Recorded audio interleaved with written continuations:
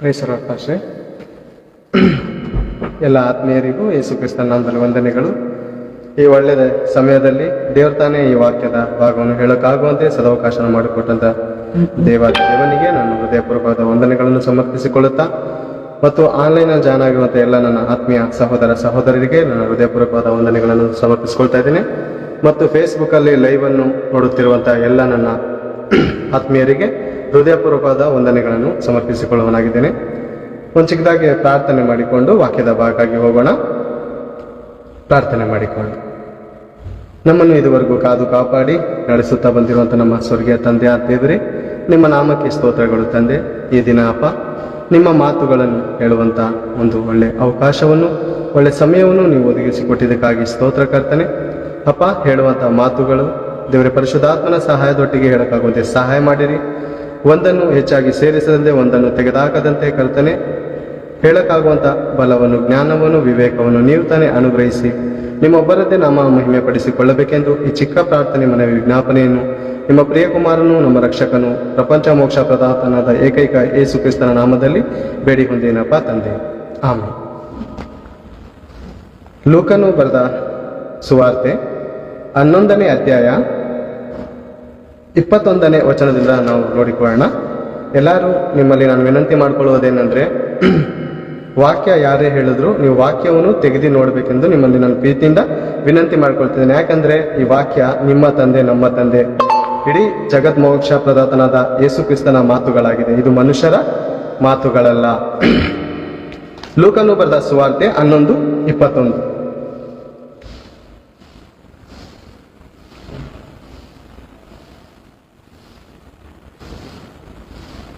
ಸಾಕು thank you, ಸಾಕು thank you. ದೇವರ ವಾಕ್ಯ ಹೇಳ್ತದೆ, ಒಬ್ಬ ಬಲಿಷ್ಠನು ಅಂದ್ರೆ ಶಕ್ತಿವಂತನು ಸರ್ವಾಯುಧಗಳನ್ನು ಧರಿಸಿಕೊಂಡು ತನ್ನ ಮನೆಯನ್ನು ಕಾಪಾಡಿಕೊಂಡಿರುವಾಗ ಅವನ ವಸ್ತುಗಳು ಭದ್ರವಾಗಿ ಇರುವವಲ್ಲವೇ? ಒಬ್ಬ ಬಲಿಷ್ಠನು, ಶಕ್ತಿವಂತನು ಸರ್ವಾಯುಧಗಳನ್ನು, ಬೇರೆ ಆಯುಧಗಳು ಅಂತ ನೋಡುವಾಗ ದೇವರ ವಾಕ್ಯ ಇದೆಯಲ್ಲ, ಅದು ಸಾಮಾನ್ಯವಾದದಲ್ಲ. ಇದು ಆಯುಧ. ಯಾರಿಗಾಯುಧ ಅಂತ ನೋಡುವಾಗ ಘಟಸರ್ಪನು, ಸೈತಾನನ ಒಂದು ಟೀಮ್ ಇದೆ ಪ್ರಿಯರೇ. ಬಹು ದೊಡ್ಡ ಸೈನ್ಯವಿದೆ. ಆ ಸೈನ್ಯವನ್ನು ಸೋಲಿಸ್ಬೇಕಂದ್ರೆ ಒಬ್ಬ ಬಲಿಷ್ಠನು ಅಂದ್ರೆ ದೇವರ ಮಕ್ಕಳಾದಂತ ನಾವು ಏನ್ ಮಾಡ್ಬೇಕು ಅಂತ ನೋಡುವಾಗ ಸರ್ವಾಯುಧಗಳನ್ನು ಧರಿಸಿಕೊಂಡಿರ್ಬೇಕಂತೆ ಪ್ರಿಯರೇ. ಸರ್ವಾಯುಧಗಳನ್ನು ಧರಿಸಿಕೊಂಡು ತನ್ನ ಮನೆಯನ್ನು ಕಾಪಾಡಿಕೊಂಡಿರುವಾಗ, ಪ್ರಿಯರೇ, ಪ್ರಕಟಣೆ ಗ್ರಂಥ 3:20ನೇ ವಚನದಲ್ಲಿ ನಮ್ಗೆಲ್ಲ ಗೊತ್ತಿರುವಂತ ಮಾತೆ ಪ್ರಿಯರೇ. ಮನೆ ಎಂಬುದಾಗಿ ನೋಡುವಾಗ ಈ ಮನೆಗೊಂದು ಬಾಗಿಲಿದೆ ಪ್ರಿಯರೇ, ಅದು ಹೃದಯ. ಹೃದಯ ಎಂಬುವಂತ ನಮ್ಗೆ ಗೊತ್ತಿದೆ ಪ್ರಿಯರೇ. 20ನೇ ವಚನ ಹೇಳುತ್ತೆ, ಈಗೋ ಬಾಗಿಲಲ್ಲಿ ನಿಂತುಕೊಂಡು ತಟ್ಟುತ್ತಾ ಇದ್ದೇನೆ, ಯಾವನಾದರೂ ನನ್ನ ಶಬ್ದವನ್ನು ಕೇಳಿ ಬಾಗಿಲನ್ನು ತೆರೆದರೆ ನಾನು ಒಳಗೆ ಬಂದು ಅವನ ಸಂಗಡ ಊಟ ಮಾಡುವೆ. ಏನ್ ಬೇರೆ, ಈ ದೇಹ ಎಂಬುವಂತ ಮನೆಗೆ ಒಂದು ಬಾಗಿಲಿದೆ. ಆ ಬಾಗಿಲು ಏನಾಗಿರ್ಬೇಕಂತೆ, ಮನೆಯನ್ನು ಕಾಪಾಡಿಕೊಂಡಿರುವಾಗ ಅವನ ವಸ್ತುಗಳು ಭದ್ರವಾಗಿ ಅಂದ್ರೆ ದೇವರ ವಾಕ್ಯ ಎಂಬುವಂತ ಈ ಆಯುಧಗಳು ನಮ್ಮ ಹೃದಯ ಎಂಬುವಂತ ಅಲಿಗೆಯಲ್ಲಿ ಇಟ್ಟುಕೊಂಡಿರುವಾಗ, ಬರೆದುಕೊಂಡಿರುವಾಗ ಭದ್ರವಾಗಿ, ಅಂದ್ರೆ ಬಿ ಕೇರ್ಫುಲ್ ಆಗಿರುತ್ತೆ ಅಂತದ್ದು. ಅಂದ್ರೆ ಬಾಗಿಲು ಅನ್ನುವಂಥದ್ದು ಇದು ಮುಚ್ಕೊಂಡಿರ್ಬೇಕು ನಾವು ಪ್ರಿಯರೇ. ಈ ಲೋಕ ಎಂಬುವಂತ ಭಯಂಕರವಾದಂತಹ ಸ್ಥಿತಿಯಲ್ಲಿರುವಂತಹ ಈ ಪ್ರಪಂಚದಲ್ಲಿ ನಾವು ಇರುವಾಗ ಈ ದೇಹವೆಂಬ ದೇವಾಲಯ, ಇದೇನಾಗಿದೆ, ಈ ದೇಹ ದೇವರ ಆಲಯ. ಈ ದೇವರ ಆಲಯಕ್ಕೆ ಒಂದು ಬಾಗಿಲಿದೆ. ಆ ಬಾಗಿಲು ತೆರೆಯದಂತೆ ಯೇಸು ಸ್ವಾಮಿ ಹೇಳ್ತಾ ಇದ್ದಾರೆ, ಹೊರಗಡೆ ನಿಂತ್ಕೊಂಡು ಹೇಳ್ತಾ ಇದ್ದಾರೆ, ನಾನು ಬಾಗಿಲನ್ನು ತಟ್ತಾ ಇದ್ದೀನಿ, ಯಾರಾದ್ರೂ ನನ್ನ ಸ್ವರವನ್ನು ಕೇಳಿ ಬಾಗಿಲನ್ನು ತೆರೆದ್ರೆ. ಇವಾಗ ಯೇಸು ಕ್ರಿಸ್ತನ ಮಾತನ್ನು ಕೇಳಿ, ಸ್ವರವನ್ನು ಕೇಳಿ ಬಾಗಿಲು ತೆರೆದಿರೋರು ಅನೇಕರು ಇದ್ದಾರೆ ಪ್ರಿಯರೇ. ಆ ಬಾಗಿಲನ್ನು ತೆರೆದಿ ದೇವರ ವಾಕ್ಯ ಎಂಬುವಂತ ಆಯುಧಗಳನ್ನು ತುಂಬಿಸಿಕೊಂಡಿರುವಂತ ಅನೇಕ ಭಕ್ತರು ನಾವು ನೋಡ್ತೇವೆ ಪ್ರಿಯರೇ. ನಾವು ನೋಡ್ತೇವೆ ಅಪೊಸ್ತಲರ ಕಾಲದಲ್ಲಿ ಅನೇಕ ಭಕ್ತರು ಯೇಸು ಸ್ವಾಮಿಯ ಮಾತಿಗೆ, ಆತನ ಒಂದು ಶಬ್ದಕ್ಕೆ ಕಿವಿಗೊಟ್ಟಂತ ಅನೇಕ ಭಕ್ತರು ನಾವು ನೋಡ್ತೇವೆ ಪ್ರಿಯರೇ. ಸರ್ವಾಯುಧಗಳನ್ನು ಧರಿಸಿಕೊಂಡು ತನ್ನ ಮನೆಯನ್ನು ಕಾಪಾಡಿಕೊಂಡಿರುವಾಗ ಅವನ ವಸ್ತುಗಳು ಏನಾಗಿರುತ್ತಂತೆ ಪ್ರಿಯರೇ, ಭದ್ರವಾಗಿರುತ್ತಂತೆ ಪ್ರಿಯರೇ. ಭದ್ರವಾಗಿ, ಯಾವುದೇ ರೀತಿಯಲ್ಲಿ ತೊಂದರೆ ಆಗದಂತೆ ಭದ್ರವಾಗಿ ಇಟ್ಟುಕೊಂಡಿರುವಾಗ ಏನಾಗುತ್ತೆ ಅಂತ ನೋಡುವಾಗ ಪ್ರಿಯರೇ, ಮುಂದಿನ ವಚನವನ್ನು ನಾವು ಓದಿಕೊಳ್ಳೋಣ. ಆದರೆ ಅವನಿಗಿಂತ ಬಲಿಷ್ಠನು, ಯಾರು? ಅವನಿಗಿಂತ ಬಲಿಷ್ಠನು ಬಂದು ಅವನನ್ನು ಸೋಲಿಸಿದ ಮೇಲೆ, ಏನ್ ಬೇರೆ? ಅವನಿಗಿಂತ ಬಲಿಷ್ಠನು ಅಂದ್ರೆ ಘಟಸರ್ಪನ ಒಂದು ಸೈನ್ಯ ಇದೆ. ಆ ಸೈನ್ಯದಲ್ಲಿ ಆ ಸರ್ಪನ ಎಂಬುವಂತ ಆ ಅಪವಾದಿ, ಆ ಕೆಂಪಾದ ಘಟಸರ್ಪನು ತನ್ನಲ್ಲಿರುವಂತಹ ಆ ಸೈನ್ಯದಲ್ಲಿ ಒಬ್ಬನನ್ನು ಕಳಿಸ್ತಾನೆ, ಹೋಗಿ ಆತನನ್ನು ಜಯಿಸಿ ಬಾ ಅಂತ. ಆದರೆ ಅವನಿಗಿಂತ ಬಲಿಷ್ಠನು ಈ ಭಕ್ತನಾಗಿದ್ದಾನಲ್ಲ, ಸರ್ವಾಯುಧಗಳನ್ನು ಧರಿಸಿಕೊಂಡಿರುವ ಈ ಭಕ್ತನನ್ನು ಸೋಲಿಸುವುದಕ್ಕೆ ಇವನ್ ಕೆಪಾಸಿಟಿಗಿಂತ ಮೀರಾದವನು. ಅಂದ್ರೆ ಶತ್ರುವಿಗೆ ನಾವು ಯಾವತ್ತು ಶತ್ರುನ ವೀಕ್ ಅಂತ ತಿಳ್ಕೊಬಾರ್ದು. ನಮ್ಮ ಶತ್ರು ಇದನ್ನಲ್ಲ, ಆತನ ನಾವು ಯಾವತ್ತು ಬಲಹೀನನೆಂದು ಎಣಿಸಬಾರ್ದು. ಆತನು ಬಲಿಷ್ಠನು. ಲೋಕದಲ್ಲಿರೋರ್ಗಿಂತ ನಮ್ಮಲ್ಲಿರೋರು ಹೆಚ್ಚವರಾಗಿದ್ದಾರೆ ಬೇರೆ. ಆದ್ರೂ ನಾನು ಹೇಳೋದೇನೆಂದ್ರೆ, ನಮ್ಮ ಶತ್ರು ಆಗಿರುವಂತಹ ಆ ಸೈತನನ್ನು ಯಾವತ್ತು ನಾವು ವೀಕ್ ಆಗಿ ಆತನನ್ನು ಆಲೋಚನೆ ಮಾಡಬಾರ್ದು ಬೇರೆ. ಆತನು ಭಯಂಕರವಾದಂತ ಟ್ಯಾಲೆಂಟೆಡ್ ಇರುವಂತ ಯೂನಿವರ್ಸಲ್ ವಿಲನ್. ಆತನು ಸಾಮಾನ್ಯವಾದ ಘಟಸರ್ಪನಲ್ಲ. ಆತನು ಪ್ರಪಂಚವನ್ನು ನುಂಗಿರುವ ಆತನು ಇನ್ನೆಂತ ದೊಡ್ಡ ಹಾವಿರ್ಬೋದು ಆತನ ಬೇರೆ. ಆದರೆ ಅವನಿಗಿಂತ ಬಲಿಷ್ಠನು ಬಂದು ಅವನನ್ನು ಸೋಲಿಸಿದ ಮೇಲೆ ಆ ಮೊದಲಿನವನು ನೆಚ್ಚಿಕೊಂಡಿದ್ದ ಆಯುಧಗಳನ್ನು, ಏನು ಬೇರೆ ನೆಚ್ಚಿಕೊಂಡಿದ್ದ ಆಯುಧಗಳನ್ನು ಅಂದ್ರೆ ಬೇರೆ ದೇವರ ವಾಕ್ಯ ಎಂಬುವಂತ ಆ ಒಂದು ಆಯುಧಗಳನ್ನು ನೆಚ್ಚಿಕೊಂಡು ಬಹಳ ಇಷ್ಟಪಟ್ಟು ಮೆಚ್ಚಿಕೊಂಡು, ಕೆಲವು ಬಹಳ ಹಣಗಳು ನಮ್ಮ ಹತ್ರ 2,000 ರೂಪಾಯಿ ನೋಟ್ ಇರುತ್ತೆ, 500 ರೂಪಾಯಿ ನೋಟ್ ಇರುತ್ತೆ, 1,000 ರೂಪಾಯಿ ನೋಟಿದ್ದಾಗ, 100 ರೂಪಾಯಿ ನೋಟಿದ್ದಾಗ ಬೇರೆ ನೆಚ್ಚಿಕೊಂಡಿದ್ದ ಒಂದು 2,000 ರೂಪಾಯಿ ನೋಟ್ ಆಗಿರ್ಬೋದು, ಒಂದು 500 ರೂಪಾಯಿ ಭದ್ರವಾಗಿ ಇಡ್ತೀವಿ ಬೇರೆ. ಅದು ಭದ್ರವಾಗಿ ಒಂದ್ ಕಡೆ ಇಡ್ತೀವಿ, ಚಿಲ್ಲರೆ ಒಂದ್ ಕಡೆ ಇಡೋರು ಇರ್ತಾರೆ ಬೇರೆ. ಅದೇ ರೀತಿ ಈ ಭದ್ರವಾಗಿ ಇಟ್ಟುಕೊಂಡಿದ್ದ ಈ ಆಯುಧಗಳನ್ನು ತೆಗೆದುಕೊಂಡು ಏನ್ ಮಾಡ್ತಾ ಇದ್ದಾನಂತೆ, ನೆಚ್ಚಿಕೊಂಡಿದ್ದ ಆಯುಧಗಳನ್ನೆಲ್ಲ ತೆಗೆದುಕೊಂಡು ತಾನು ಸುಲಿಗೆ ಮಾಡಿದ್ದನ್ನು ಹಂಚಿಕೊಡುವನು. ಏನ್ ಬೇರೆ? ಯಾರು ಹಂಚ್ಕೊಡ್ತಾನಂತೆ? ಈ ಘಟಸರ್ಪನೆಂಬುವಂತ ಈತನು ಒಬ್ಬ ಭಕ್ತನ ಹೃದಯದಲ್ಲಿ ತುಂಬಿರುವಂತ ಈ ಆಯುಧಗಳೆಂಬುವಂತ ವಾಕ್ಯಗಳನ್ನು ತೆಗೆದುಕೊಂಡು ತಾನು ಸುಲಿಗೆ ಮಾಡಿದ್ದನ್ನು ಹಂಚಿಕೊಡುವನು. ಯಾರು ಹಂಚಿಕೊಡ್ತಾನೆ ಅಂದ್ರೆ ಈ ಘಟಸರ್ಪನ ಟೀಮ್ ಇದೆ ಪ್ರೇರೆ, ಈ ಟೀಮ್ಗೆ ಹಂಚಿಕೊಡ್ತಾನಂತೆ ಪ್ರೇರೆ. ಈ ದಿನ ಆ ಸೈತಾನನ ಒಂದು ಕುತಂತ್ರಗಳನ್ನು ತಿಳಿದುಕೊಳ್ಳುವುದಕ್ಕೆ ಯಾವುದೋ ಒಂದು ಪಾಠಶಾಲೆ ಇಲ್ಲ ಪ್ರೇರೆ. ಯಾವ್ದಾದ್ರು ಪಾಠಶಾಲೆ ಇದೆ ಅಂತೀರಾ? ಯಾವ ಪಾಠಶಾಲೆನೂ ಇಲ್ಲ. ಯಾವ್ದಾದ್ರು ಒಂದು ಆಶ್ರಮ ಇದೆ ಪ್ರೇರೆ ಸೈತಾನನ ಬಗ್ಗೆ ತಿಳ್ಕೊಳ್ಳೋದಕ್ಕೆ? ಈ ಪ್ರಪಂಚ ಈ ಸೈತಾನನ ಬಗ್ಗೆ ತಿಳ್ಕೊಳ್ಳೋದಕ್ಕೆ ಏನಾದ್ರು ಮಾಡಿದಾರೆ ಅಂತೀರಾ? ಏನು ಇಲ್ಲ ಪ್ರೇರೆ. ಆತನು ಗುಪ್ತವಾಗಿ ಕಾರ್ಯವನ್ನು ಮಾಡ್ತಾ ಇದ್ದಾನೆ. ಅದ್ ಯಾರಿಗಾದ್ರೂ ಪ್ರಪಂಚದವ್ರು ತಿಳಿದಿದೆ ಅಂದ್ರೆ ಯಾರಿಗೂ ಗೊತ್ತಿಲ್ಲ ಪ್ರೇರೆ. ದೇವರ ಮಕ್ಕಳಾದಂತ ನಾವು ಕರೆಯಲ್ಪಡುತ್ತಿರುವಂತ ನಮಗೇನಾದ್ರೂ ದೇವರ ವಾಕ್ಯ ಅರ್ಥ ಆಗಿ ಅದನ್ನ ನಾವು ಮನಸ್ಸಲ್ಲಿ ಇಟ್ಕೊಂಡು ಅವನ ಜೊತೆ ಹೋರಾಡುವಂತ ಏನಾದ್ರು ಬಲ ಹೊಂದಿದೀವ ಅಂತ ನೋಡುವಾಗ ಪ್ರೇರೆ ಬಹಳ ಕಡಿಮೆ ಜನ, ಬಹಳ ಕಡಿಮೆ. ನೋಡಿ, ಹಂಚಿಕೊಡುವನು ಪ್ರೇರೆ. ದಾವಿದನ ಕಾಲದಲ್ಲಿ ದುಷ್ಟರನ್ನು ಆ ಒಂದು ಶತ್ರುಗಳನ್ನು ಸೋಲಿಸಿ ಅವ್ರ ಹತ್ರ ಸುಲ್ಕೊಂಡ್ಬಂದಂತ ಅನೇಕ ಒಂದು ಹಣಗಳನ್ನು, ಆಸ್ತಿಗಳನ್ನು, ಸಂಪತ್ತನ್ನು, ಒಡವೆಗಳನ್ನು ಹಂಚಿಕೊಡ್ತಾನೆ ಪ್ರೇರೆ, ಹಂಚಿಕೊಡ್ತಾನೆ. ಆ ಕಾಲದ ಹಳೆ ಒಡಂಬಡಿಕೆಯಲ್ಲಿ ಚಿನ್ನ, ಬೆಳ್ಳಿ, ವೈಡೂರ್ಯ, ಯೋಬನ ಕಾಲದಲ್ಲಿ ಚಿನ್ನ, ಬೆಳ್ಳಿ, ವೈಡೂರ್ಯ ಇದೇ ದೊಡ್ಡ ಸಂಪತ್ತು. ಹೊಸ ಒಡಂಬಡಿಕೆಯಲ್ಲಿ ನೋಡುವಾಗ ಏನ್ ಪ್ರೇರೆ? ಚಿನ್ನ, ಬೆಳ್ಳಿ, ವೈಡೂರ್ಯಕ್ಕಿಂತ ಅಮೂಲ್ಯವಾದದ್ದು ಯಾವುದು? ದೇವರ ವಾಕ್ಯ. ದೇವರ ವಾಕ್ಯ ಅಷ್ಟು ಕಾಸ್ಟ್ಲಿನಾ? ಅಷ್ಟು ಕಾಸ್ಟ್ಲಿ. ಹೌದು ಪ್ರೇರೆ. ಲೋಕಗಳು ದೇವರ ಮಾತಿನಿಂದ ಉಂಟಾದವು ಅಂದ್ರೆ ಒಂದು ಚೂರು ಆಲೋಚನೆ ಮಾಡಿ. ನಿಮ್ಮ ತಂದೆ ಹೇಳುವಂತ ಮಾತು ಇಬ್ರಿಯ ಬರೆದ ಪತ್ರಿಕೆ 11:3 ತೆಗೆದು ನೋಡುವಾಗ, ಲೋಕಗಳು ದೇವರ ಮಾತಿನಿಂದ ಉಂಟಾದವು.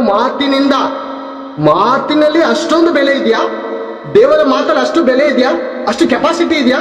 ಇದೇ ಪ್ರಿಯರೇ, ಇವತ್ತು ಪೆಟ್ರೋಲ್ ಹುಟ್ತಾ ಇದೆ ಅಂದ್ರೆ ಜ್ಞಾನಿಗಳ ಮೂಲಕ ಅಲ್ಲ, ಅಧಿಕಾರಿಗಳ ಮೂಲಕ ಅಲ್ಲ, ಯಾವುದೇ ಒಂದು ಡಾಕ್ಟರ್ ಮೂಲಕ ಅಲ್ಲ ಪ್ರಿಯರೇ. ಇವತ್ತು ಸೀಮೆಣ್ಣೆ ಸಿಗ್ತಾ ಇದೆ, ಪೆಟ್ರೋಲ್ ಸಿಗ್ತಾ ಇದೆ, ವಜ್ರ ಸಿಗ್ತಾ ಇದೆ, ವೈಡೂರ್ಯ ಸಿಗ್ತಾ ಇದೆ, ಪ್ರತಿಯೊಂದು ಗ್ಯಾಸ್ ಎಲ್ಲ ಸಿಗ್ತಾ ಇದೆ ಅಂದ್ರೆ ದೇವರ ಮಾತಿನ ಮೂಲಕ. ಈ ಭೂಮಿಗೆ ದೇವರ ಅಪ್ಪಣೆ ಕೊಟ್ಟಿದ್ದಾನೆ ಪ್ರಿಯರೇ. ಭೂಮಿ, ನನ್ನ ಮಕ್ಕಳಿಗೆ ಆಹಾರವನ್ನು ಕೊಡು. ಎಷ್ಟು ಕೋಟಿ ಜನರಿಗೆ ದೇವ್ರೆ? 84 ಲಕ್ಷ ಜೀವರಾಶಿ, 750 ಕೋಟಿ ಜನರಿಗೆ ಆಹಾರ ಪ್ರೇರೆ. ಬ್ಯಾಗ್ ಎತ್ಕೋತಾ ಇದೀವಿ, ಹೋಯ್ತಾ ಇದೀವಿ. ನಮ್ಮಪ್ಪ ಬೆಳೆದಿದ್ದ? ಯಾರು ಬೆಳೆದಿದ್ದು ಪ್ರೇರೆ? ದೇವರು. ಹೌದು, ನಮ್ಮ ಆತ್ಮಿಕ ತಂದೆ. ಯಾರು? ಆ ದೇವರು ಬೆಳೆಸಿದಕ್ಕೋಸ್ಕರ ರೇಷನ್ ತಗೊಳಕ್ ಹೋಯ್ತಾವ್ರೆ ಇವತ್ತು ಜನ ಪ್ರೇರೆ. ರೈತ ಏನ್ ಮಾಡ್ತಾನೆ ಗೊತ್ತಾ? ಮಳೆ ಬಂದಿಲ್ಲ ಅಂದ್ರೆ ಅಯ್ಯೋ ದೇವ್ರೆ ಮಳೆ ಸುರಿಸಿಲ್ಲ ಅಂತ ದೇವ್ರ ಮೇಲೆ ಗುಣಗೋದು. ಯಾಕಪ್ಪ ರೈತ ನೀನ್ ಮಳೆ ಬರ್ಸಕ್ಕಾಗಲ್ವಾ? ಆಗಲ್ಲ ಪ್ರಿಯರೇ, ಆಗಲ್ಲ, ಮಳೆ ಬರ್ಸಕ್ಕಾಗಲ್ಲ. ಯೆರೆಮೀಯನ ಗ್ರಂಥ 10ನೇ ಅಧ್ಯಾಯ 12ನೇ ವಚನ ಹೇಳುತ್ತೆ, ಆತನು ಆಕಾಶವನ್ನು ಜ್ಞಾನದಿಂದ ನಿರ್ಮಿಸಿ ಭೂಮಿಯನ್ನು ವಿವೇಕದಿಂದ ಸ್ಥಾಪಿಸಿ ಮಳೆಗೋಸ್ಕರ ಮಿಂಚನ್ನು ಬರ ಮಾಡುತ್ತಾನೆ. ಏನ್ ಪ್ರೇರೆ? ಎಲ್ಲಾರು ಪಶುಬಾಹಿರಾಗಿದ್ದಾರಂತೆ ಪ್ರೇರೆ. ಮಳೆ ಬರ್ಸೋರು ಯಾರು ಪ್ರೇರೆ? ರೈತಣ್ಣನ ಏನಿಲ್ಲ ಪ್ರೇರೆ. ಆತನು ಬೀಜವನ್ನು ಬಿತ್ತಾದ್ಮೇಲೆ ಆಕಾಶದ ಕಡೆ ನೋಡ್ತಾನೆ, ಮಳೆ ರಾಯ ಯಾವ ಬತ್ತಿಯಪ್ಪ? ಅಂದ್ರೆ ದೇವ್ರು ಕಾಯ್ತಾ ಇದ್ದಾರೆ ಪ್ರಿಯರೇ, ಪ್ರಪಂಚ ದೇವ್ರು ಕಾಯ್ತಾ ಇದೆ. ನೋಡಿ ಪ್ರಿಯರೇ, ಹಂಚಿಕೊಡುವನು ಅಂದ್ರೆ ದೇವರ ವಾಕ್ಯ ಎಂಬುವಂತ ಈ ಶ್ರೇಷ್ಠವಾದ ಸಂಪತ್ತನ್ನು ಸೈತಾನನು ಕತ್ಕೊಂಡೋಗಿ ಆತನ ಟೀಮನ್ನು ಹಂಚ್ಕೋತಾರೆ ಪ್ರಿಯರೇ. ನಾವು ಲೋಕದಲ್ಲಿ ನೋಡುವಾಗ ಪ್ರಿಯರೇ, ನಾವು ಅನೇಕ ಸಿನಿಮಾಗಳಲ್ಲಿ ನೋಡ್ತೇವೆ ಪ್ರಿಯರೇ, ಒಬ್ಬ ಹೀರೋ ಜೊತೆ ಒಬ್ಬ ವಿಲನ್ಗೆ ಸ್ವಲ್ಪ ಮಾತುಕತೆ ಕಿರಿಕಾಗುತ್ತೆ ಪ್ರಿಯರೇ. ಮಾತುಕತೆ ಆದಾದ್ಮೇಲೆ ಹೀರೋ ಕೈಲಿ ಆತರ ಒದೆ ತಿಂದು ಹೋಗಿ ಏನ್ ಮಾಡ್ತಾನೆ ಗೊತ್ತಾ ನನ್ನ ಕೈಲಿ ಸೋಸಕಾಲ ಅಂದಾಗ ಅವನ್ಕಿಂತ ಕೆಟ್ಟವರಾದವರನ್ನು, ಅವ್ರಕ್ಕಿಂತ ದುಷ್ಟರಾದವರನ್ನು, ಅವ್ರಕ್ಕಿಂತ ನೀಚ ನಡವಳಿಕೆ ಉಳ್ಳವರನ್ನು, ಅವರಂಗಿಂತ ಮರ್ಡರ್ ಮಾಡಿರುವಂತ ಹೆಚ್ಚು ಜನರನ್ನು ಕರ್ಕೊಂಡ್ಬರ್ತಾರೆ. ಯಾಕಂದ್ರೆ ಗೊತ್ತಾ, ಇವ್ನು ಸೋಲ್ಸಕ್ಕಾಗಲ್ಲ. ಈ ಹೀರೋಗೆ, ಈ ದೇವರ ಭಕ್ತನೆಂಬುವಂತ ಈ ಹೀರೋಗೆ ಈ ಸೈತಾನನ ಒಂದು ಸೈನ್ಯ ಸೋಲ್ಸಕ್ ಆಗದಿದ್ದಾಗ ಅದ್ರಕ್ಕಿಂತ ಕೆಟ್ಟವರಾಗಿರೋನು ಬರ್ತಾನಂತೆ ಪ್ರಿಯರೇ. ಅದ್ರಕ್ಕಿಂತ ಕೆಟ್ಟವರನ್ನ ಕರ್ಕೊಂಡ್ಬಂದು ಏನ್ ಮಾಡ್ತಾನೆ, ಹಂಚಿಕೊಡುವನು ನನ್ನ ನೋಡಿ ಪ್ರಿಯರೇ, 24ನೇ ವಚನ ನೋಡೋಣ. ಹಂಚಿಕೊಡುವನು ಪ್ರಿಯರೇ, ಹಂಚಿಕೊಡುವನು. ಏನ್ ಪ್ರಿಯರೇ, ವಾಕ್ಯಕ್ಕೆ ಅಷ್ಟು ಬೆಲೆ ಇದೆಯಾ? ಇವತ್ತು ವಾಕ್ಯನ ಅಸಡ್ಡೆ ಪ್ರಿಯರೇ. ಬದುಕಿಸುವಂತದ್ದು ಆತ್ಮವೇ ಯೇಸು ಕ್ರಿಸ್ತನ ವಾಕ್ಯವು ಎಲ್ಲ ನೀಚತನವನ್ನು, ದುಷ್ಟತನವನ್ನು ತೆಗೆದು ಹಾಕಿ ಮನಸ್ಸಿನೊಳಗಡೆ ಬೇರಿರುವಂತ ವಾಕ್ಯಕ್ಕೆ ನಮ್ರತೆಯಿಂದ ಎಡೆ ಕೊಡಿ ಅಂತ ದೇವರು ಬಾಯಿ ಬಡ್ಕೊಳ್ತದ ಇದ್ರು. ಇವತ್ತು ಯಾರಿಗಾದ್ರೂ ವಾಕ್ಯ ಅರ್ಥ ಆಯ್ತಾ ಇದೆ ಪ್ರಿಯರೇ? ಯಾಕೋಬನು ಬರೆದ ಪತ್ರಿಕೆಯಲ್ಲಿ 1:21 ದೇವರ ವಾಕ್ಯ ಹೇಳುತ್ತೆ ಗೊತ್ತಾ, ಬದುಕಿಸುವಂತದ್ದು ದೇವರ ವಾಕ್ಯಕ್ಕೆ ನಮ್ರತೆ ಕೊಡಿ. ಯೋಹಾನ 6:63 ಅದೇ ಹೇಳುತ್ತೆ ಪ್ರಿಯರೇ. ಬದುಕಿಸುವಂತದ್ದು ಈ ಆತ್ಮಕ್ಕೆ ಪ್ರಾಮುಖ್ಯತೆ ಕೊಡ್ತಾ ಇದೀವ. ಈ ಹೊಟ್ಟೆಗೆ, ಈ ಗೇಣದ ಹೊಟ್ಟೆಗೋಸ್ಕರ ಎಷ್ಟು ಕಷ್ಟ ಪಡ್ತಾ ಇದ್ದಾರೆ ಪ್ರಿಯರೇ. ಪ್ರಪಂಚವನ್ನು ನೋಡಿ ಪ್ರಿಯರೇ, ಒಬ್ಬೊಬ್ಬರನ್ನು ಒಂದೊಂದು ದಾರಿನ ಮರಳಿಸಿದ್ದಾನೆ ಘಟಸರ್ಪನು. ಒಬ್ಬೊಬ್ಬರಿಗೆ ಒಂದೊಂದು ದಾರಿ. ನೀನ್ ಈ ದಾರಿಲಿ ಹೋಗ್ತೀಯ, ಹೋಗಿ ಸ್ವರ್ಗಕ್ಕೆ ಹೋಗ್ತೀಯ. ನೀನ್ ಈ ದಾರಿ ಹೋಗು, ನೀನ್ ಈ ಮತ ಹಿಡ್ಕೊ, ನೀನ್ ಈ ಜಾತಿ ಹಿಡ್ಕೊ, ನೀನ್ ಆ ಹುಡುಗಿ ಹಿಡ್ಕೊ, ಹೋಯ್ತಾ ಇರು, ಸ್ವರ್ಗ ಸಿಗುತ್ತೆ. ಹೌದಾ? ಯೇಸು ಕ್ರಿಸ್ತರು ಏನ್ ಹೇಳಿದ್ರೆ ಗೊತ್ತಾ, ನಾನು ಮಾರ್ಗವು ಅಂತ ಹೇಳಿಲ್ಲ, ನಾನೇ ಮಾರ್ಗವು, ನನ್ನ ಹೊರತು ತಂದೆಯ ಬಳಿಗೆ ಯಾವನು. ಎಲ್ಲೂ ಹೋಗ್ತಾ ಇದ್ದಾರೆ ಪ್ರಪಂಚ ಪ್ರಿಯರೇ. ಯಾರು ಪ್ರಿಯರೇ ಇವ್ರಿಗೆ ದಾರಿ ತೋರಿಸೋರು? ಯಾರು ಪ್ರಿಯರೇ ದಾರಿ ತೋರಿಸೋರು?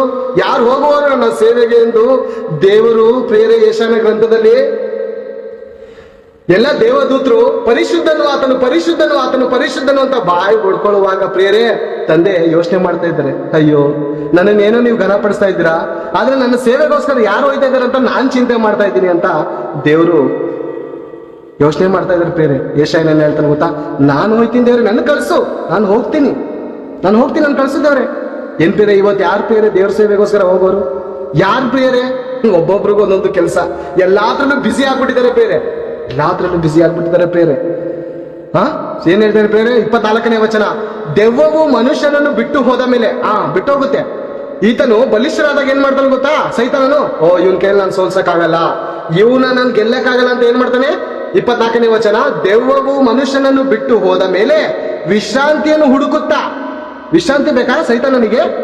ಹೌದು ಪ್ರಿಯರೇ, ನೀರಿಲ್ಲದ ಸ್ಥಳಗಳಲ್ಲಿ ತಿರುಗಾಡುತ್ತದೆ. ವಿಶ್ರಾಂತಿ ಸಿಕ್ಕದ ಕಾರಣ ಅದು ನಾನು ಬಿಟ್ಟು ಬಂದ ಮನೆಗೆ ಹಿಂತಿರುಗಿ ಹೋಗುತ್ತೇನೆ ಅಂದುಕೊಂಡು ಬಂದು ನಾನು ಆ ಮನೆಯಲ್ಲೇ, ಅಂದ್ರೆ ಆ ಮನುಷ್ಯನಲ್ಲೇ ಇದ್ದಾಗಲೇ ನನಗೆ ಒಳ್ಳೊಳ್ಳೆ ಆಲೋಚನೆಗಳು ಕೊಡ್ತಾ ಇದ್ದ.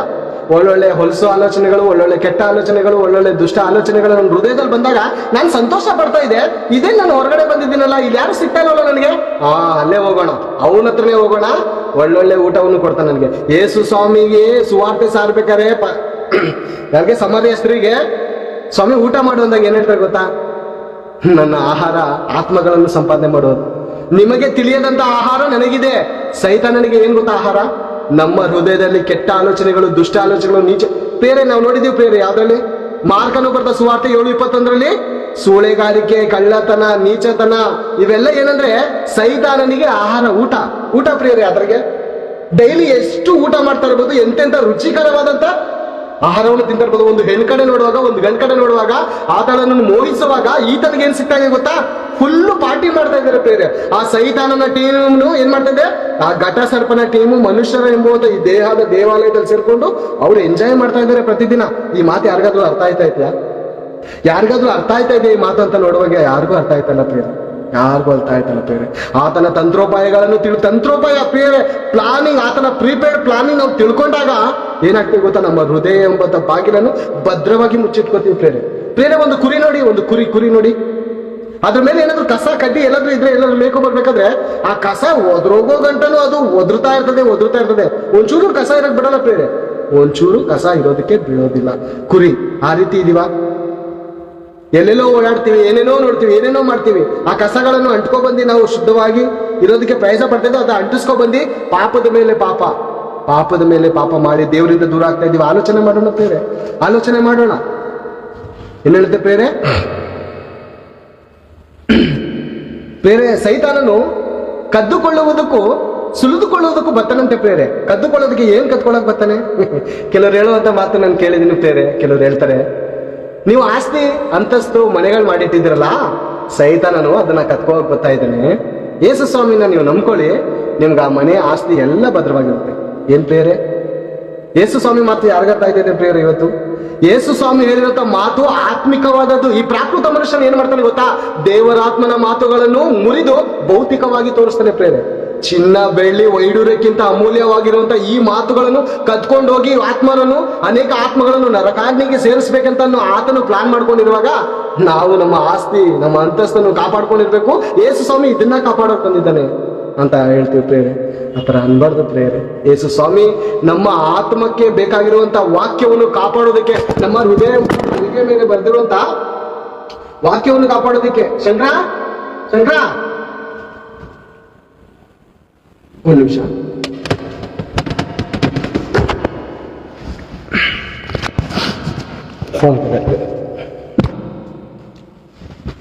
ಯೇಸು ಸ್ವಾಮಿ ಬಂದಿದ್ದು ನಮ್ಮ ಆತ್ಮ, ಆ ಆತ್ಮಕ್ಕೆ ಬೇಕಾಗಿರುವಂತಹ ಆಯುಧಗಳು ದೇವರ ವಾಕ್ಯ, ಅದನ್ನು ಕತ್ಕೊಳ್ಳೋದಕ್ಕೆ ಹೋಗಿ ಯೇಸು ಘಟ ಸರ್ಪನು ಬರ್ತಾ ಇರುವಾಗ ಪ್ರೇರೆ ನಾವೇನ್ ಅನ್ಕೋತೀವಿ? ನಮ್ಮ ಆಸ್ತಿಯನ್ನು ಕತ್ಕೋಬರೋದಕ್ಕೆ ಹೋಗೋದಕ್ಕೆ ಸೈತಾನನು ಬರ್ತಾವನೆ. ಇಲ್ಲ ಪ್ರೇರೆ, ನಮ್ಮ ಆಸ್ತಿ ಪ್ರೇರೆ, ಒಬ್ಬ ಮನುಷ್ಯನಿಗೆ ಎಷ್ಟೇ ಆಸ್ತಿ ಇದ್ರೂ ಅವನಿಗೆ ಅದು ಜೀವಾಧಾರವಾಗೋದಿಲ್ಲ ಅಂತ ದೇವರ ವಾಕ್ಯ ಸ್ಪಷ್ಟವಾಗಿ ಹೇಳುತ್ತೆ. ಅಂದ್ರೆ ಆತನು ಕತ್ಕೋಗ್ ಬಂದಿರೋದೇನ್ ಗೊತ್ತಾ? ದೇವರ ವಾಕ್ಯ ಎಂಬುವಂತ ಅಮೂಲ್ಯ ವಸ್ತುಗಳು ಪ್ರೇರೆ. ಅಮೂಲ್ಯವಾದದ? ಹೌದು ಪ್ರೇರೆ, ಅಮೂಲ್ಯವಾದದ್ದು ಪ್ರೇರೆ ಅದು. ಎಪೇಸ 2:19 ನೋಡೋಣ ಪ್ರೇರೆ. ಎಪೇಸ 2:19.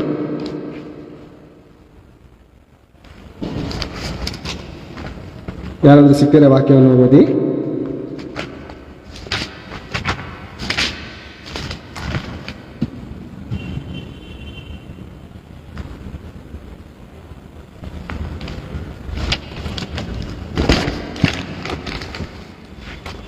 ಎಪೇಸ 2:19. ಓಕೆ, ನಾವು ಒಂದೇ ಸಂಸ್ಥಾನವಾಗ, ಅಂದ್ರೆ ಒಂದೇ ಮನೆಯವರಾಗಿರುವಾಗ ಈ ಮನೆ ಅಂದ್ರೆ ದೇವರ ಮಕ್ಕಳಾದಂತ ನಾವು ಪ್ರೇರೆ. ಯೇಸು ಕ್ರಿಸ್ತನ್ ಏನಾಗಿದ್ದಾನೆ? ಶಿರಸ್ಸಾಗಿದ್ದಾನೆ ಪ್ರೇರೆ. ನಾವು ಅವಯವಗಳು, ನಾವು ಅಂಗಾಂಗಾಗಿ ಸೇರ್ಪಡುವಾಗ ಈ ಒಂದು ಸೈತಾನ ಎಂಬುವಂತ ಟೀಮು ಮನುಷ್ಯರ ಹೃದಯದಲ್ಲಿ ಸೇರಿಕೊಂಡು ಏನ್ ಮಾಡ್ತಾನೆ ಗೊತ್ತಾ?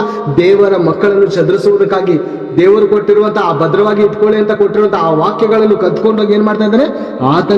ಆತನು ಸೈತಾನನ್ನು ಸಂತೋಷ ಪಡ್ತಾ ಇದ್ದಾನೆ ಪ್ರೇರೆ. ಸಂತೋಷ ಪಡ್ತಾ ಇದ್ದಾನೆ ಯಾವಾಗ್ಲೂ ಪ್ರೇರೆ. ಲೂಕನು ಬರೆದ ಸುವಾರ್ತೆ ಅದೇ 11:25 ನೋಡಿಕೊಳ್ಳೋಣ. ಮನೆ ಗುಡಿಸಿ ಅಲಂಕರಿಸಿದಾಗಿರುವುದನ್ನು ಕಂಡು ಹೊರಟು ಹೋಗಿ ತನಗಿಂತ ಕೆಟ್ಟವುಗಳಾದ ಬೇರೆ 7 ದೆವ್ವಗಳನ್ನು ಕರಕೊಂಡು ಬರುವುದು. ಏನ್ ಪ್ರೇರೆ? ಅಲಂಕರಿಸಿಕೊಂಡಿರುವಾಗ, ಅಲಂಕಾರ ಪ್ರೇರೆ, ಅಲಂಕಾರ. ಮನೆಯನ್ನು ಅಲಂಕಾರ, ಈ ಹೃದಯ ಎಂಬುವಂತ ಮನೆಯನ್ನು, ಈ ದೇಹವೆಂಬುವಂತ ಮನೆಯನ್ನು ವಾಕ್ಯದ ಮೂಲಕ ಅಲಂಕಾರ ಎಂಬುವಂತ ನೋಡುವಾಗ ಬೇರೆ. ಪೇತ್ರನು ಬರೆದ 1ನೇ ಪತ್ರಿಕೆ 3:5 ನೋಡೋಣ ಬೇರೆ. ಪೇತ್ರ 1:3-5 ಬೇರೆ.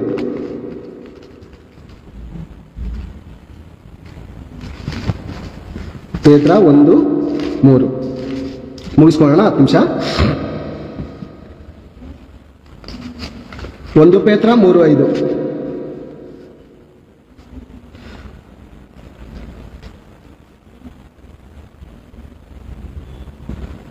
ಓಕೆ. ಪೂರ್ವ ಕಾಲದಲ್ಲಿ ದೇವರ ಮೇಲೆ ನಿರೀಕ್ಷೆ ಇಟ್ಟು ಭಕ್ತಿಯರಾಗಿ ಸ್ತ್ರೀಯರು ಸಹ ಹೀಗೆ ತಮ್ಮನ್ನು ಅಲಂಕರಿಸಿಕೊಂಡರು. ಅವರು ತಮ್ಮ ತಮ್ಮ ಗಂಡಂದಿರಿಗೆ ಅಧೀನರಾಗಿದ್ದು ಯಾವ ಭೀತಿಗೂ ಗಾಬರಿ ಪಡೆದೆ ಒಳ್ಳೆಯದನ್ನೇ ಮಾಡುವವರಾಗಿದ್ದರು. ನೋಡಿ ಪ್ರೇರೆ, ಸತ್ಕ್ರಿಯೆ ಮೂಲಕ ಅಲಂಕಾರ ಎಂಬುವಂತ ನೋಡುವಾಗ ನಾವು ಪ್ರೇರೆ ದೇವರ ವಾಕ್ಯ ಎಂಬುವಂತ ಆ ಒಂದು ಆತ್ಮರಕ್ಷಣೆಯ ವಾಕ್ಯಗಳಿಂದ ನಾವು ಅಲಂಕಾರ ಹೊಂದಬೇಕಂತೆ ಪ್ರೇರೆ. ಇನ್ನೊಂದು ವಾಕ್ಯದಲ್ಲಿ ನಾವು ನೋಡುವಾಗ ಪ್ರೇರೆ ಒಳ್ಳೊಳ್ಳೆ ಗುಣಗಳಿರುತ್ತೆ ಪ್ರೇರೆ. ಆ ಒಳ್ಳೆ ಗುಣಗಳು ದೇವರ ವಾಕ್ಯದ ಮೂಲಕ ನಾವು ಧರಿಸಿಕೊಂಡಿದ್ದಾಗ ಸೈತಾನ ಏನ್ ಮಾಡ್ತಾನೆ ಗೊತ್ತಾ? ಅವನ ಕೈ ಆಗಿಲ್ಲ ಅಂದ್ರೆ ಇನ್ನ 7 ಜನ ಕರ್ಕೊಬರ್ತಾನಂತೆ ಪ್ರೇರೆ 7 ಜನಕ್ಕೆ ಕರ್ಕೊಬರ್ತಾನಂತೆ ಪ್ರೇರೆ. 7 ಜನಕ್ಕೆ, ಒಬ್ಬನ ಕೈಯಲ್ಲಿ ಆಗ್ಸಲ್ವಾ ಸೋಲಕ್ಕೆ ಭಕ್ತನ್ಗೆ ಪ್ರೇರೆ? ಪ್ರತಿದಿನ ನಾವು ದೇವರ ವಾಕ್ಯವನ್ನು ಓದ್ತೀವಿ, ಪ್ರಾರ್ಥನೆ ಮಾಡ್ತೀವಿ. ನಾವು ಹೊರಗಡೆ ಹೋದಾಗ ನಮ್ಗೆ ದೇವರ ವಾಕ್ಯವನ್ನು ಕುರಿತು, ದೇವರ ಒಂದು ಕಾರ್ಯವನ್ನು ಕುರಿತು, ದೇವರ ಚಿತ್ತವನ್ನು ಕುರಿತು ನಮ್ಗೆ ಆಲೋಚನೆ ಬರೋದಕ್ಕೆ ಸೈತಾನ್ ಬಿಡಲ್ಲ ಪ್ರೇರೆ. ಯಾಕೆಂದ್ರೆ ಮೊದಲಿಗಿಂತ ಹೆಚ್ಚಿನವರಾಗಿರ್ತಾರೆ ಅವರು. 7 ಜನ ಹೋಲಿಸಿ ಹೇಳಿದ್ದಾರೆ ಪ್ರೇರೆ, ಹೋಲಿಸಿ ವರ್ಣಿಸಿ ಹೇಳಿರುವಂತ ಮಾತು. 7 ಜನ ಆಗಿರ್ಬೋದು, 100 ಜನ ಆಗಿರ್ಬೋದು ಪ್ರೇರೆ. ದೇವರ ವಾಕ್ಯವನ್ನು ನೆನೆಸದ ಹಾಗೆ ಅವನು ಹೋರಾಡ್ತಾನೆ. ನಮ್ಮ ಹೃದಯದಲ್ಲಿ ಹೋರಾಟ ಪ್ರೇರೆ. ಅಂತಿಂತ ಹೋರಾಟ ಅಲ್ಲ ಸೈತಾನ್ ಜೊತೆ ನಮ್ಗಿರೋದು. 1 ಸೆಕೆಂಡ್ ನಮ್ಗೆ ಫ್ರೀ ಇಲ್ಲ ಪ್ರೇರೆ, 1 ಸೆಕೆಂಡ್ ನಮ್ಗೆ ಫ್ರೀ ಇಲ್ಲ. ನಾವೇನಾದ್ರೂ ನಾನು ಇವತ್ತು ಪ್ರಾರ್ಥನೆ ಮಾಡಿದ್ದೀನಿ, ಗಂಟೆ ಪ್ರಾರ್ಥನೆ ಮಾಡಿದ್ದೀನಿ, ಗಂಟೆ ವಾಕ್ಯ ಓದಿದ್ದೀನಿ, ಇನ್ನು ನನಗೆ ಸೈತಾನನಿಂದ ನನಗೆ ಬಿಡುಗಡೆ ಸಿಕ್ತು ಅಂತ ಅನ್ಕೊಂಡ್ರೆ ಇಲ್ಲ ಪ್ರೇರೆ. ಪ್ರತಿ ಕ್ಷಣ ದೇವರ ಮಕ್ಕಳಾದಂತ ಕ್ರೈಸ್ತರ ಮಧ್ಯದಲ್ಲಿ ಸೈತಾನನು ಪ್ರತಿ ಕ್ಷಣ ಗರ್ಜಿಸುವ ಸಿಂಹೋದಪ್ಪದ ಪ್ರೇರೆ. ನಿದ್ರೆ ಮಾಡ್ತಾ ಇಲ್ವಾ? ಇಲ್ಲ ಪ್ರೇರೆ, ನಿದ್ರೆ ಮಾಡ್ತಲ್ಲ. ದೇವ್ರು ನಿದ್ರೆ ಮಾಡ್ತಾ ಇಲ್ಲ, ಆತನೇನಾದ್ರೂ ನಿದ್ರೆ ಮಾಡ್ತಾ, ಅವನು ನಿದ್ರೆ ಮಾಡಲ್ಲ ಪ್ರೇರೆ. ಕನಸಲ್ಲಾದ್ರೂ ಬಂದು ನಿಮ್ಮನ್ನು ಎಲ್ಲೆಲ್ಲೋ ಕರ್ಕೊ ಹೋಗ್ತಾನೆ, ಹೌದಾ? ಕನಸು ಬಹಳ ಜನ ಕನಸು ಬೀಳುತ್ತೆ ಪ್ರೇರೆ. ಎಲ್ಲೆಲ್ಲೋ ಕರ್ಕೋಗಿ ಮಲಗಿಸ್ತಿರ್ತಾನೆ, ಎಲ್ಲೆಲ್ಲೋ ಕರ್ಕೋಗಿ ಓಡಾಡ್ಸಿ ಟ್ರಿಪ್ ಕರ್ಕೋಗ್ತಾನೆ ಪ್ರೇರೆ ಆತನು. ಕೆಲಸ ಕೆಟ್ಟ ಕೆಲಸಗಳನ್ನು ಮಾಡಿಸೋದಕ್ಕೆ ನಮ್ಮ ಹೃದಯದಲ್ಲಿ ಸೇರ್ಕೊಂಡು ಏನ್ ಮಾಡ್ತಾರೆ ಗೊತ್ತಾ? ಎಲ್ಲೆಲ್ಲೋ ಕರ್ಕೋಗಿ ಓಡಾಡ್ಸ್ಕೊ ಬರ್ತಾನೆ ಪ್ರೇರೆ. ಅಂದ್ರೆ ಹೃದಯನು ಬಹು ಜಾಗೃತಿಯಿಂದ ಪ್ರೇರೆ. ಯೆರೆಮೀಯನ ಗ್ರಂಥ ನೋಡಿಕೊಳ್ಳೋಣ ಪ್ರೇರೆ. 11:9 ದೇವರ ವಾಕ್ಯ ಹೇಳುತ್ತೆ, ಯೆರೆಮೀಯ 17:9 ಪ್ರೇರೆ, ಹೃದಯವು ಎಲ್ಲದಕ್ಕಿಂತ ವಂಚಕ, ಬಹಳ ಕ್ರಿಮಿನಲ್ ಅಂತ ಈ ಹೃದಯ ಪ್ರೇರೆ. ಇದು ಬಹಳ ಕ್ರಿಮಿನಲ್. ಹೃದಯವು ಎಲ್ಲದಕ್ಕಿಂತ ವಂಚಕ, ಇದು ಗುಣವಾಗದ ರೋಗಕ್ಕೆ ಒಳಗಾಗಿದೆ. ಗುಣವಾಗದ ರೋಗನ ಯಾವುದು ಪ್ರೇರೆ? ಈ ಲೋಕದಲ್ಲಿ ಗುಣವಾಗದ ರೋಗ ಯಾವ್ದಾದ್ರು ಐತೆ ಅಂದ್ರೆ ಒಂದಲ್ಲ ಒಂದು ದಿವಸ ಮೆಡಿಸಿನ್ ಸಿಗುತ್ತೆ, ಅಥವಾ ಸಿಕ್ಕಿದೆ, ಇಲ್ಲ ಮುಂದೆ ಸಿಗ್ಬೋದು. ಪ್ರತಿಯೊಂದು ವಸ್ತುಗಳಲ್ಲಿ, ಎಲೆಗಳಲ್ಲೂ, ಔಷಧಿಯಲ್ಲೂ ದೇವ್ರು ಮೆಡಿಸಿನ್ ಮಡಗಿದ್ದಾರೆ ಪ್ರೇರೆ. ಹುಡುಕ್ಬೇಕು ಅಷ್ಟೇ, ಡಾಕ್ಟರ್ಗಳು ಹುಡುಕ್ಬೇಕು. ಗುಣವಾಗದ ಒಂದು ರೋಗ ಐತೆ ಅಂದ್ರೆ ನೋಡುವಾಗ ಪ್ರೇರೆ ಪಾಪ ಪ್ರೇರೆ. ಈ ಪಾಪ ಐತಲ್ಲ, ಗುಣವಾಗದವಾಗಿರುವಂತ ಒಂದು ವೈರಸ್. ಇದನ್ನು ಯಾರು ತಿಳಿದಾರೋ? ಅದೇ ಹೇಳ್ತಿದ್ದೀರೋ, ಇದನ್ನು ಯಾರು ತಿಳಿದವರು? ಪ್ರಪಂಚಕ್ಕಂತೂ ಗೊತ್ತಾಯ್ತಲ್ಲ ಪ್ರೇರೆ. ಯೇಸು ಸ್ವಾಮಿ ಒಂದು ಮತಕ್ಕೆ ಸಂಬಂಧಪಟ್ಟಿದ್ದಾನೆ, ಒಂದು ಕುಲಕ್ಕೆ ಸಂಬಂಧಪಟ್ಟಿದ್ದಾನೆ, ಒಂದು ದೇಶಕ್ಕೆ ಸಂಬಂಧಪಟ್ಟಿದ್ದಾನೆ ಎಂದು ಕರ್ತಾನೆ. ಒಬ್ಬೊಬ್ರು ಪ್ರಿಯರೇ ಒಂದೊಂದು ದಾರಿಯನ್ನು ಹಿಡ್ಕೊಬಿಟ್ಟಿದ್ದಾರೆ ಪ್ರಿಯ, ಒಂದೊಂದು ದಾರಿ ಹಿಡ್ಕೊಬಿಟ್ಟಿದ್ದಾರೆ. ನಾನು ಈ ಮತ, ನಾನು ಈ ಕುಲ, ನಾನು ಈ ಜಾತಿ, ನನಗೆ ಈ ಭಾಷೆ. ಒಬ್ಬನಿಗೆ ಹೆಣ್ಣಿಂದ ಕಳಿಸ್ಬಿಟ್ಟು ಅವನ ಆಯುಷ್ಯ ಇಲ್ಲ, ಆ ಹೆಣ್ಣಿನಿಂದನೇ ಓಡಾಡ್ಬೇಕು. ಒಬ್ಬನಿಗೆ ಹೀರೋ ಅಭಿಮಾನಿ ಆಗ್ಬಿಟ್ಟಿರ್ತಾನೆ ಪ್ರಿಯರೇ. ಹೀರೋ ಅಭಿಮಾನಿ ಆಗ್ಬಿಟ್ರೆ ಸಾಯೋವರೆಗೂ ಜೀವನದ ಬಗ್ಗೆ ಚಿಂತೆ ಇಲ್ಲ, ತಾಯಿ ತಂದೆ ಬಗ್ಗೆ ಚಿಂತೆ ಇಲ್ಲ, ಇವರನ್ನ ಹೆತ್ತಿರುವಂತ ದೇವ್ರ ಬಗ್ಗೆ ಅಂತೂ ಚಿಂತೆನೇ ಇಲ್ಲ ಪ್ರೇರೆ. ಒಬ್ಬನಿಗೆ ಹಣದ ಬಗ್ಗೆ ಚಿಂತೆ, ಹಣದ ಬಗ್ಗೆ ಗುಲಾಮ್ ತಂತಲ್ಲಿ ಕಳ್ಸಿಬಿಟ್ಟಿರ್ತಾನೆ ಪ್ರೇರೆ. ಅವ್ನು ಸಾಯೋವರೆಗೂ ಹಣ ಸಂಪಾದನೆ ಮಾಡ್ಬೇಕು. ಬಡವ ಯೋಚನೆ ಮಾಡ್ತಾನೆ, ಕಾರಲ್ಲಿ ಓಡಾಡೋನ್ಗೆ ಅವ್ನು ನೋಡ್ಬಿಟ್ಟು ನಾನು ಇವನ್ ತರ ಯಾವಾಗಾಗೋದು, ಇವನ್ ಆಯ್ಸಲ್ಲ, ಅದಕ್ಕೋಸ್ಕರ ಹೋಗು ದುಡಿ ದುಡಿ ದುಡಿ ದುಡಿ ದುಡಿ ದುಡಿ ದುಡಿ ದುಡಿ ದುಡಿ ದುಡಿ ದುಡಿ ಸತ್ತೋಗು. ಒಂದ್ ದಿವಸ ನರಕಾಗ್ನಿಗೆ ಹೋಗು. ದೇವ್ರಿಗೋಸ್ಕರ ಮಾತ್ರ ನಿನ್ ಜೀವ ಕೊಡ್ಬೇಡ. ದೇವ್ರಿಗೋಸ್ಕರ ಕೊಟ್ರೆ ಮಾತ್ರ ನಿನ್ನ ಬಿಡಲ್ಲ. ಏಬಲಿನ ಪ್ರಿಯರೇ, ಏಬಲಿನ್ಗೆ ಅವ್ರ ಅಣ್ಣ ಸಾಯಿಸಿದ ಯಾಕೆ ಪ್ರಿಯರೇ? ಕಾಯಿನನ್ನು ಸಾಯಿಸಿದ ಯಾಕೆ? ಅಪ್ಪ ಅಮ್ಮನಿಗೆ ಗೌರವ ಕೊಡ್ಲಿಲ್ಲ ಅಂತನ, ನನ್ಗೆ ಅಣ್ಣ ಅಂತ ಕರ್ದಿಲ್ಲ ಅಂತನ? ಅದಕ್ಕಲ್ಲ ಪ್ರೇರೆ, ದೇವರಿಗೆ ಒಳ್ಳೆ ಫಲ ಕೊಟ್ಟದರಿಂದ ಕೊಂದ. ಹೌದು ಪ್ರೇರೆ. ಯಾರಿದ್ದ ಅವನ ಒಳಗಡೆ? ಘಟ್ಟ ಸರ್ಪನು. ಏನ್ ಪ್ರೇರೆ?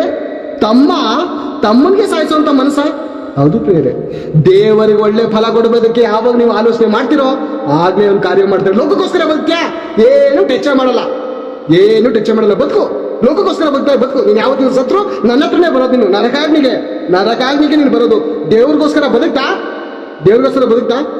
ಬಿಡಲ್ಲ ಪ್ರಿಯರೇ, ಅವರು ಬಿಡಲ್ಲ. ಅಂದ್ರೆ ಆತನನ್ನು ಎದುರಿಸಿ ನಿಲ್ಲುವಂತ ಶಕ್ತಿ ನಮ್ಮಲ್ಲಿ ಇದೆಯಾ? ಆ ಕೆಡುಕನನ್ನು, ಆ ದುಷ್ಟನನ್ನು ಎದುರಿಸಿ ನಿಲ್ಲುವಂತ ಪವರ್ ನಮ್ಮಲ್ಲಿ ಇದೆಯಾ ಪ್ರೇರೆ? 70 ಮಂದಿ ಬಂದ್ಬಿಟ್ಟು ಏನಂತಾರೆ ಗೊತ್ತಾ? ಯೇಸು ಸ್ವಾಮಿ ಹತ್ರ ಕಡೆದಾಗಿ ನೋಡಿ ಮುಗಿಸ್ಕೊಳ್ಳೋಣ. 26ನೇ ವಚನವನ್ನು ನಾವು 11:26 ಕಡೆದಾಗಿ ನೋಡಿಕೊಂಡು ಮುಗಿಸ್ಕೊಳ್ಳೋಣ ಪ್ರೇರೆ. ಅದೇ ಲೂಕನು ಬರೆದ ಸುವಾರ್ತೆ 11:26 ತನಗಿಂತ ಕೆಟ್ಟವುಗಳಾದ ಬೇರೆ 7 ದೆವ್ವಗಳನ್ನು ಕರಕೊಂಡು ಬರುವುದು, ಅವು ಒಳ ಹೊಕ್ಕು ಅಲ್ಲಿ ವಾಸ ಮಾಡುವವು.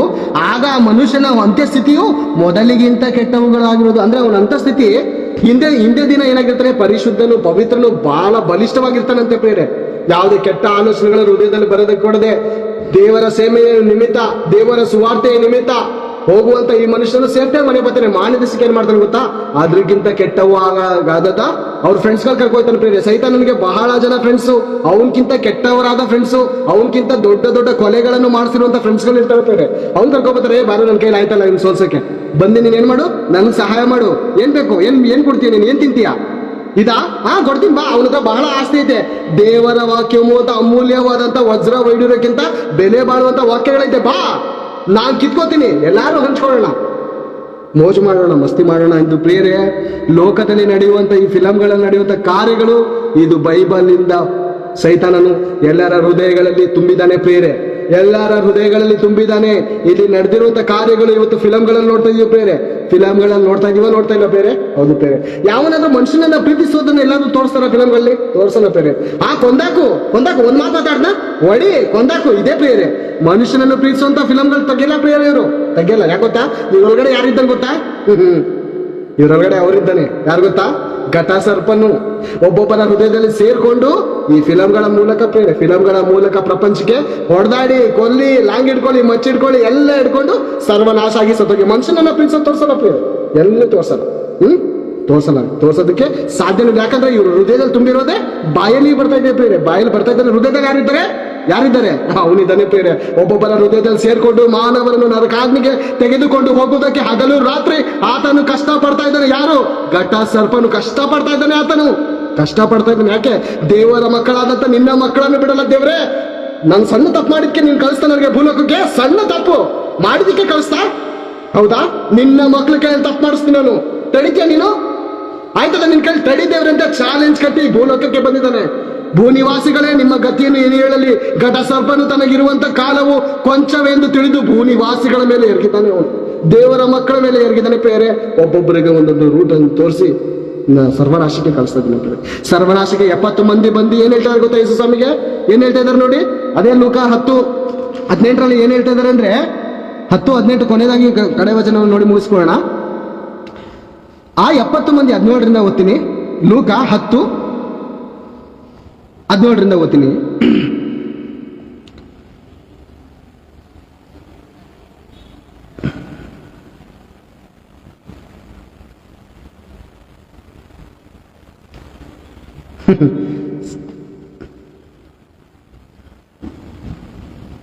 ಸಾಕು ಸಾಕು ಥ್ಯಾಂಕ್ ಯು. ಏನ್ ಹೇಳ್ತಾರೆ ಪ್ರಿಯ? 70 ಮಂದಿ ಬಂದು ಯೇಸು ಸ್ವಾಮಿ ಹತ್ರ ಏನ್ ಹೇಳ್ತಾ ಇದ್ದಾರೆ? 70 ಮಂದಿಯು ಸಂತೋಷವುಳ್ಳವರಾಗಿ ಬಂದಂತೆ ಖುಷಿಯಾಗಿ ಬಂದು ಹಿಂತಿರುಗಿ ಬಂದು, ಸ್ವಾಮಿ, ದೆವ್ವಗಳು ಕೂಡ ನಿನ್ನ ಹೆಸರನ್ನು ಕೇಳಿ ನಮಗೆ ಅಧೀನವಾಗುತ್ತವೆ ಅಂದರು.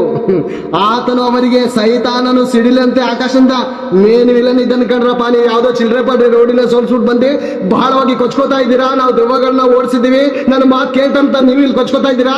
ಇವ್ರ ಅಪ್ಪ ಒಬ್ಬ ಇದ್ದಾನೆ, ಯಾರು? Main villain. ಹೆಲಿಕಾಪ್ಟರ್ ಇಂದ ಇಳಿತಾ ಇದ್ದಾನೆ ಸಿಡಿಲಿನಂತ. ಅವನ್ನ ಸೋಲ್ಸೋಂತ ಪವರ್ ನಮ್ಮಲ್ಲಿ ಇದೆಯಾ?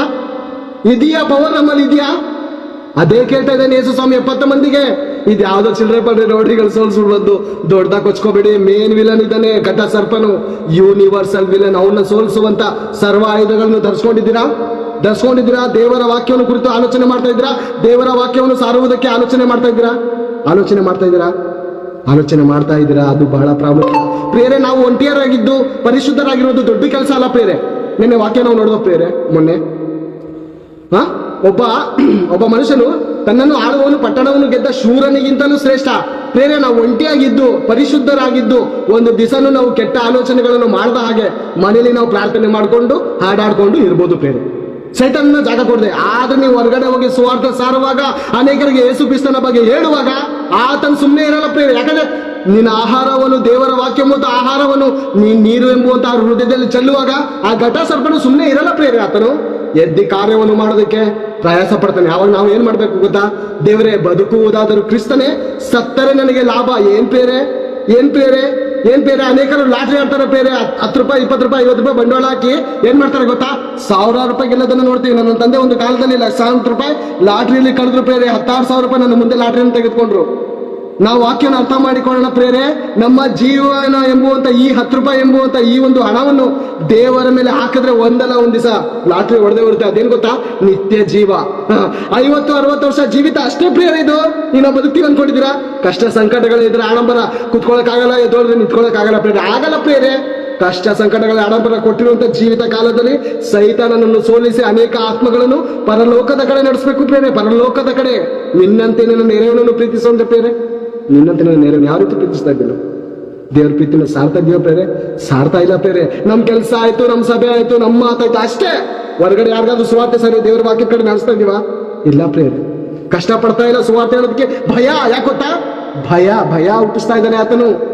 ಆತನ ಬೆದರುವಿಕೆಗೆ, ಆತನ ಬಿರುನೋಟಕ್ಕೆ ಹೆದರಬೇಡ ಅಂತ ಒಂದು ಕಾಲದಲ್ಲಿ ದೇವರು ಅನೇಕ ಭಕ್ತಾದಿಗಳಿಗೆ ಹೇಳಿದ್ದಾರೆ ಅಂತ ಮಾತು ನಮಗೂ ಹೇಳ್ತಾ ಇದ್ದಾರೆ. ಆತನ ಬಿರುನೋಟಕ್ಕೆ ಹೆದರಬೇಡ. ಏನ್ ಮಾಡಕ್ಕಾಗುತ್ತೆ ಆತನ ಕೈಗೆ? ಏನ್ ಮಾಡಕ್ಕಾಗುತ್ತೆ ಬೇರೆ? ಸುವಾರ್ತೆ ನಿಮಿತ್ತ, ನನ್ನ ನಿಮಿತ್ತ ತನ್ನ ಪ್ರಾಣವನ್ನು ಕಳೆದುಕೊಳ್ಳುವನು ಅವ್ನು ಲಾಟ್ರಿ ಹೊಡೆದಂಗೆ ಪ್ರೇರೆ. ಹಳೆ ಪ್ಲಾಸ್ಟಿಕ್ ಕಬ್ಣ ಅವರು ಬಂದಾಗ ಪ್ರೇರೆ ನಮ್ಮ ಹಳೆ ಸಾಮಾನ್ಯನ್ನು ಕೊಡ್ತೀವಿ. ಹೌದಾ? ಕೊಡ್ತೀವಿ. ಹೊಸ ಪಾತ್ರೆ ಕೊಡ್ತಾನೆ ಪ್ರೇರೆ, ಹೊಸ ಪಾತ್ರೆ ಕೊಡ್ತಾನೆ. ಈ ಜೀವಿತವನ್ನು ದೇವರಿಗೋಸ್ಕರ ಸಮರ್ಪಿಸಿದ್ರೆ ಒಂದು ಹೊಸ ಪಾತ್ರೆ ಎಂಬುವಂತ ಪರಲೋಕ ಸಿಗುತ್ತೆ. ಆ ಪರಲೋಕಕ್ಕೋಸ್ಕರ ಇವತ್ತು ಕಷ್ಟಪಡ್ಬೇಕು. ನಾವು ಕಷ್ಟಪಟ್ರೆ ವಿಶ್ರಾಂತಿ ಯಾರು ಗೊತ್ತಾ? ಈ ಲೋಕದಲ್ಲಿ ಸರ್ವ ಸುಖಗಳನ್ನು ನಂಬಿ, ಸರ್ವ ಸುಖಕ್ಕೋಸ್ಕರ ಯೇಸು ಸ್ವಾಮಿನ ನಂಬಿರೋರ್ಗೆಲ್ಲ ಪರಲೋಕ. ವಿಶ್ರಾಂತಿ ಅಂದ್ರೆ ಕಷ್ಟಪಡುವವನಿಗೆ ವಿಶ್ರಾಂತಿ ಬೇಕು. ದೇವರು 6 ದಿವಸ ಕಷ್ಟಪಟ್ಟು 7ನೇ ದಿವಸ ವಿಶ್ರಾಂತಿ ತೆಗೆದುಕೊಂಡು ಹೋದಾಗ್ಲೇ ಘಟ ಸರ್ಪನು ವಿಶ್ರಾಂತಿನೂ ತೆಗೆದುಕೊಳ್ಳೋ ಬಿಟ್ಟಿಲ್ಲ ದೇವ್ರಿಗೆ. ಆಗ್ಲೇ ಆದಾಮನ ಒಳಗಡೆ ನುಗ್ಗಿ ಕಾರ್ಯವನ್ನು ಮಾಡ್ತಾನೆ. ಕಾರ್ಯ ಮಾಡ್ತಾನೆ ಪ್ರೇರೆ. ವಿಶ್ರಾಂತಿ ತೆಗೆದುಕೊಳ್ಳೋಕೆ ಬಿಡಲ್ಲ. ಇವತ್ತು ನಾವು ವಿಶ್ರಾಂತಿ ತಗೋಬೇಕಂದ್ರೆ ಏನ್ ಮಾಡ್ಬೇಕು? ದೇವರ ಕೆಲಸವನ್ನು ಮಾಡಿ ಸೈತಾನನ, ಆ ಘಟ ಸರ್ಪನ ಪ್ಲಾನಿಂಗ್ ತಿಳ್ಕೊಂಡು ಆತನ ಮುಂದೆ ನಾವು ಹೋರಾಡ್ಬೇಕು ಪ್ರೇರೆ. ಹೋರಾಡ್ಬೇಕು. ಯಾವಾಗಲೂ ವಾಕ್ಯದ ಮೂಲಕ ಹೋರಾಡೋಣ ಪ್ರೇರೆ. ಈ ಮಾತುಗಳನ್ನು ಹೇಳುವಂತ ಸಮಯವನ್ನು ಮಾಡಿಕೊಟ್ಟಂತ ಸಭಾ ಪಾಲಕರಿಗೂ ಮತ್ತು ಮೊದಲನೇದಾಗಿ ನನ್ನ ದೇವರಿಗೂ ಹೃದಯಪೂರ್ವಕವಾದ ವಂದನೆಗಳನ್ನು ಸಮರ್ಪಿಸಿಕೊಳ್ತಾ, ಎಲ್ಲ ಕೂಡಿ ಬಂದಂತ ಎಲ್ಲ ದೇವ ಜನರಿಗೆ ನನ್ನ ಹೃದಯಪೂರ್ವಕವಾದ ವಂದನೆಗಳನ್ನು ಸಮರ್ಪಿಸುತ್ತಾ ನನ್ನ ಮಾತುಗಳನ್ನು